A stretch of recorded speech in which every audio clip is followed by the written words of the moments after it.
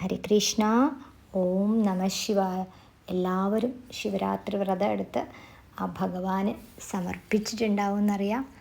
എല്ലാവർക്കും ബോധത്തിൻ്റെ, ഉണർവിൻ്റെ ഒരു പുതിയ ജീവിതമാവട്ടെ.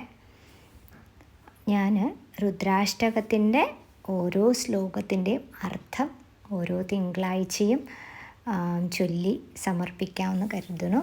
നമ്മൾ ശ്ലോകം എപ്പോഴും അതിൻ്റെ അർത്ഥം അറിഞ്ഞു ചൊല്ലണത് ആ ശ്ലോകത്തെ കൂടുതൽ മനസ്സിലാക്കാനും ആ ഭാവത്തിൽ ഉൾക്കൊണ്ട് ചൊല്ലുവാനും നമുക്ക് സഹായിക്കും.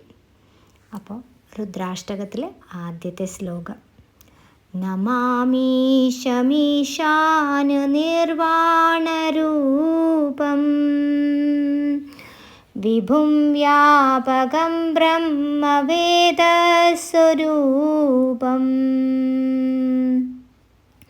നിജം നിർഗുണം നിർവികൽപം നിരീഹം ചിദാകാശമാകാശവാസം ഭജേഹം.